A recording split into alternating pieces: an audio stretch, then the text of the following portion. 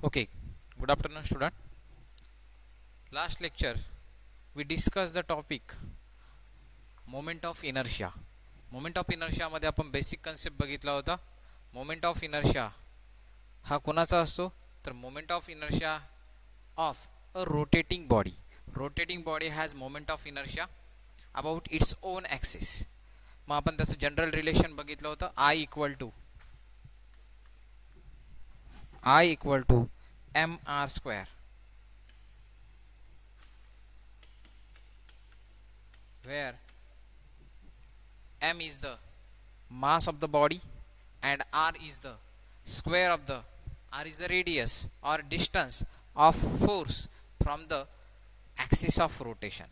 Axis of rotation पासून त्या force जिथे ज्या पॉईंटवरती आपण अप्लाइड केला त्याचं जे परपेंडिक्युलर डिस्टन्स आहे ते होतं r. हे आपण लास्ट लेक्चरला डिस्कस केलं होतं. This is for a discrete format और डिस्क्रीट मास डिस्ट्रीब्युशन. जर आपल्याला कंटिन्युअस मास डिस्ट्रीब्युशन असेल तर त्याचाही फॉर्म्युला लास्ट लेक्चरमध्ये आपण डिस्कस केला होता. It is nothing but the I equal to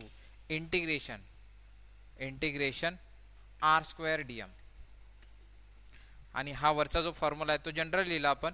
त्याच्याऐवजी आपण काय लिहू शकतो, त्याच्याऐवजी आपण समेशनच्या टर्ममध्ये तो फॉर्म्युला पुटअप केला होता.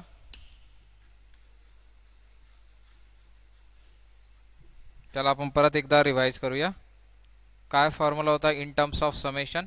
In terms of summation we can write I equal to summation I equal to 1 to n MI square.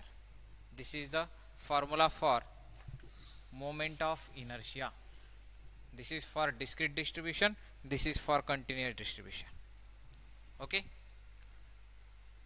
now in today's lecture we discuss the moment of inertia for different bodies or for different shapes or for the irregular shapes or regular shapes.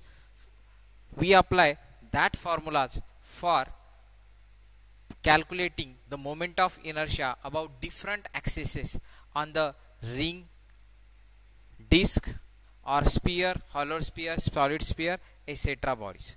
Okay, let us first we calculate the moment of inertia of a ring.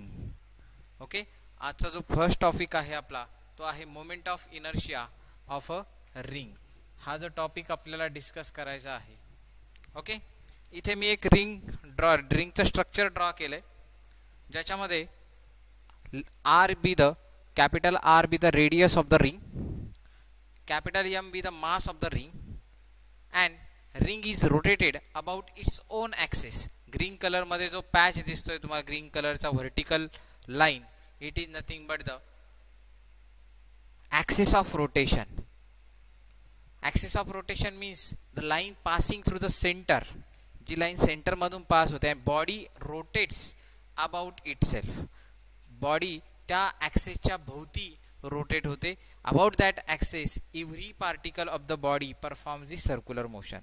त्या पॉईंटच्या भोवती तो point जो आहे ओ point त्याच्यामधून जो axis pass झाला which is perpendicular to the plane of ring, तो ॲक्सिस ती लाईन कशी आहे रिंगच्या प्लेनला. आपण सिंपल एक्झाम्पल कन्सिडर करू शकता. बँगल घेतली आपल्या घरात बांगडी आणि तिच्यामधनं ती it is nothing but the ring.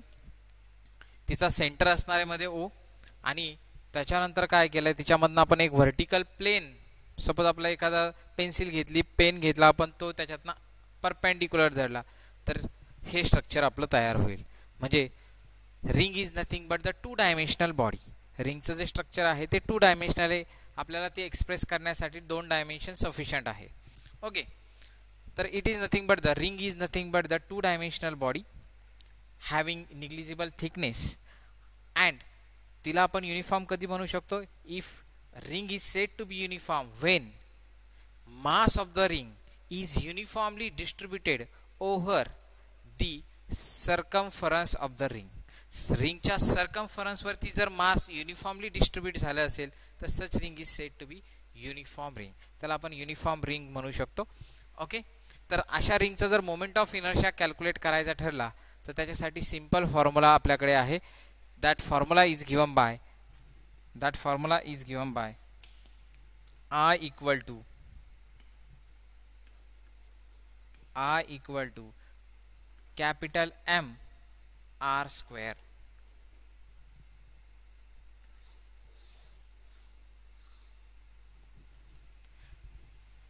I is nothing but the moment of inertia of a ring. कुठल्या ॲक्सिसच्या भोवती? About an axis passing through. कुठून पास होतं? Its centre. सेंटरमधून पास होणारा perpendicular to plane is given by I equal to mr square, where m is the mass of the ring and r is the radius of that ring. Okay, square of the radius of that ring. Okay, this is for moment of inertia of a ring about an axis. Which axis? Which is perpendicular to plane of the ring. Okay, ring च्या कशा असेल? Plain ला perpendicular. Okay, नाव आता हा जो topic होता हा basic आहे. याच्यानंतरचा जो मेन टॉपिक आहे moment of inertia of a disc, तो टॉपिक आपल्याला डिस्कस करायचा आहे. ओके, तो आपण नेक्स्ट पेज वरती बघूया. काय डिस्कस करायचं आपल्याला? Moment of inertia M I of disc. आता आपण रिंगचा बघितला एम आर स्क्वेअर. आता डिस्कचा बघायचा आहे आपल्याला. डिस्क कशी आहे? Disc is a circular two dimensional body.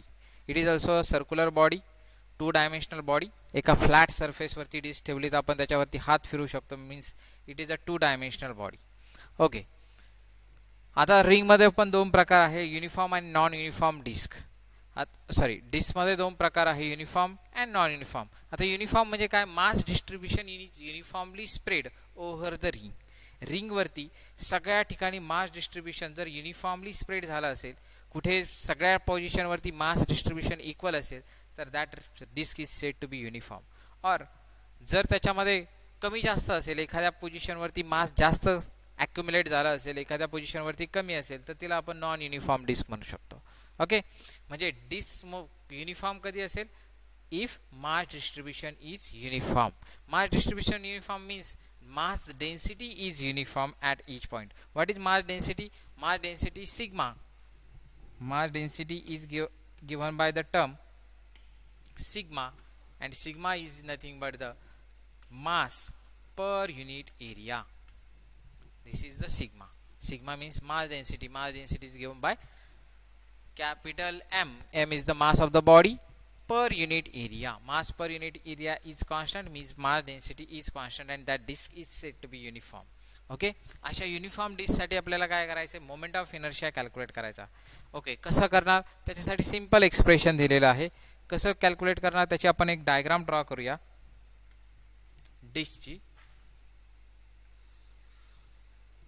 This is the disc having radius capital R. Okay, याची रेडियस आहे कॅपिटल आर. ओके, आता ही डिस्क आहे. Disc has a small thickness. तिला थोडासा थिकनेस असणार. डिस्क मीन्स सीडी प्लेअरची जी कॅसेट असते आपल्याकडे. It is nothing but the disc. Okay, it has small thickness. Thickness असणार आहे. तिचा सेंटर आहे इथे ओ. ओके, आता हिचा मोमेंट ऑफ इनर्शिया काढायचा. ह्या डिस्कचा टोटली मास आहे कॅपिटल एम. त्या डिस्कचा टोटल मास आहे कॅपिटल एम. आता मोमेंट ऑफ इनर्शिया ज्यावेळेस कॅल्क्युलेट करायचा आपल्याला, त्यावेळेस फॉर्म्युला आहे सिग्माचा. मास डेन्सिटीचा फॉर्म्युला आताच बघितला आपण. Sigma is nothing but the mass per unit area. Area, आता डिस्क ही सर्कल सारखी असते. तिचा रेडियस आहे आर. मीन्स एरिया, सर्कलचा radius, area of the circle is given by the pi R square. तर हा फॉर्म्युला तयार होईल तुमचा. मगाचा जो फॉर्म्युला आहे तो फॉर्म्युला काय तयार होईल? mass is equal to, sorry, sigma is equal to mass density, mass as it is m upon area. Area किती आहे? एरिया कोणाचा? डिस्कचा. डिस्कचा एरिया काय येईल? Pi R square. Pi R square. Okay, R आपण परत एकदा राईट करूया.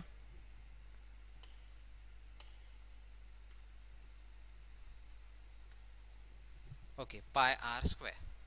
दिस इज द सिग्मा.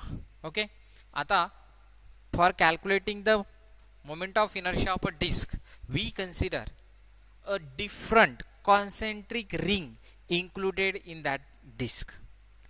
डिस्क म्हणजे काय असते? एक प्रकारची अनेक छोट्या छोट्या रिंग्स एकमेकामध्ये ज्याची रेडियस हळूहळू वाढत जाते, अशा डिस्क जर एकात एक मिक्स करत गेलो रिंग्स आपण, तर त्याची काय तयार होणार आहे? डिस्क फॉर्म होणार आहे. फॉर एक्झाम्पल आपण बँगलचा कन्सेप्ट करूया. बँगल, छोटी बँगल घेतली, तिच्या बाहेरून तिच्यापेक्षा थोडी मोठी असं जर आपण इन्क्रीज करत गेलो रेडियस, तर त्याचा एक प्लेन प्लॅटफॉर्म बनेल. Means it form the disc. ती काय बनणार आहे? डिस्क. म्हणजे disc is nothing but the ring. त्याचे छोटे छोटे कट्स आपण जर तयार केले डिस्कचे, तर त्या रिंग्स तयार होतील छोट्या छोट्या. आणि त्या रिंग कशा असतील? Concentric ring. कॉन्सेंट्रिकचा अर्थ होतो that all rings have a same centre. त्यांचा सगळ्यांचा सेंटर कसा असणार आहे? कॉमन असणार आहे.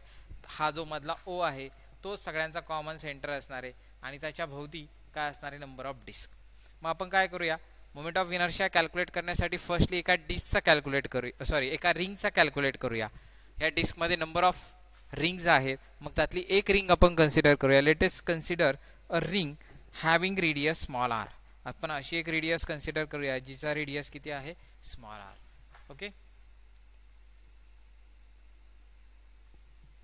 ओके ही आपण डिस्क घेतली जिचा रेडियस आहे स्मॉल आर.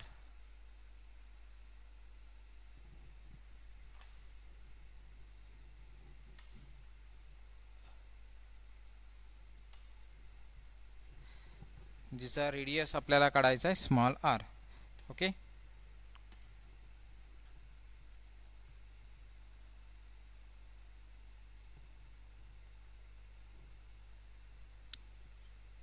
टचेस प्रॉपरली येत नाहीये, होल्ड करा. Okay this is the radius आणि ती रेडियस आहे स्मॉल आर. ओके जी मी पिंक कलर मध्ये दाखवली आहे, पिंक कलर मधली जी डिस्क आहे ती इनर डिस्क, सॉरी रिंग आहे ती, आणि तिची रेडियस आहे स्मॉल आर. आताच आपण बघितलंय की मोमेंट ऑफ इनर्शिया एका रिंगचा जर असेल तर आपल्याकडे फॉर्म्युला आहे. त्याचा काय फॉर्म्युला आहे? mr².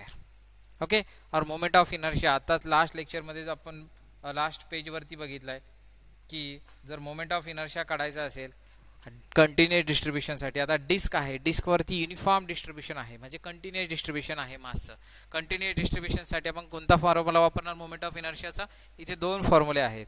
एक वरचा जो आहे इट इज फॉर, हा कशासाठी आहे? It is for a discrete distribution. आणि खालचा जो आहे हा कशासाठी आहे? It is for a continuous distribution. आता इथे आपल्याकडे डिस्क हे डिस्ट्रीब्युशन, डिस्कचं जे डिस्ट्रीब्युशन आहे ते कसं आहे? Continuous distribution. एकसारखं एकानंतर एक पार्टिकल, एकानंतर एक पार्टिकल, एकानंतर एक पार्टिकल येणार आहे. याचा अर्थ डिस्ट्रीब्युशन कसं आहे? Distribution is a continuous distribution. मग कंटिन्युअस आहे तर आपल्याला कोणता फॉर्म्युला वापरावा लागेल मोमेंट ऑफ इनर्शियासाठी? तर इंटिग्रेशनचा. आय इक्वल टू, हा फॉर्म्युला वापरणार आपण, I equal to integration r² dm. Okay मग आपण आपल्या पेजवरती जाऊया. ही जी रिंग दाखवली पिंक कलरचं, तिचा मोमेंट ऑफ इनर्शिया आपल्याला काढता येईल. काय असेल तिचा moment of inertia? I equal to integration r² dm. आता dm काय आहे? r माहिती तुम्हाला रेडियस आहे. dm काय आहे? dm is the mass of that ring. आता टोटल डिस्कचं मास आहे कॅपिटल एम. इथे आपण दिलेलं आहे कॅपिटल एम. हा काय आहे? हे टोटल डिस्कचं मास आहे. आणि डीएम फक्त स्मॉल डीएम हा कशाचा मास आहे? It is the mass of that pink ring. त्या पिंक रिंगचं मास आहे. अशा अनेक रिंग मिळून काय होत आहे? कॅपिटल एम टोटल मास तयार होत आहे. मग आपल्याला एक स्मॉल आपण रिंग कन्सिडर केली जिचा रेडियस आहे स्मॉल आर, तर तिची मास कन्सिडर केलं आपण डीएम. तर इंटिग्रेशनचा आपल्याला मोमेंट ऑफ इनर्शियाचा फॉर्म्युला मिळाला इंटिग्रेशन r² dm. ओके आता त्या डीएमची व्हॅल्यू आपल्याला काढायची. त्याच्यासाठी आपण काय करणार? त्या रिंगचा विचार करूया. त्या रिंगमध्ये काय होईल? त्या रिंगमध्ये आपण छोटे छोटे पीसेस घेऊयात. त्या रिंगमध्ये जर आपण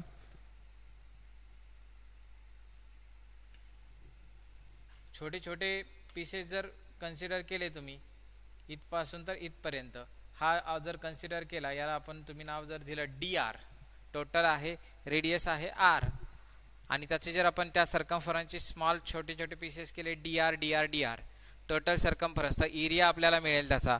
that area is given by area, sorry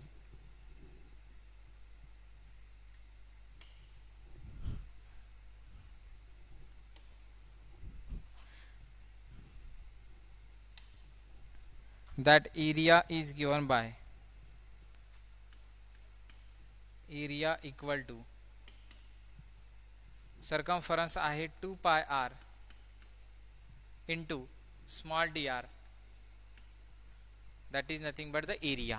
okay, मग सिग्माचा फॉर्म्युला बनेल, सिग्मा जो आपण तयार केला होता सिग्मा, त्या सिग्मासाठी काय फॉर्म्युला तयार होईल, सिग्मा इक्वल टू मास आहे, मास आता किती आहे त्या रिंगचं dm, okay, divided by area capital A, एरियाची व्हॅल्यू किती काढली 2 pi r dr, 2 pi r dr.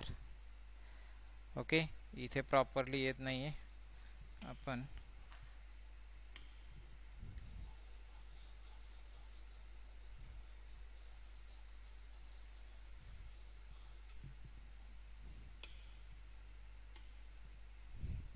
Sigma is equal to mass आहे dm डिवाइडेड बाय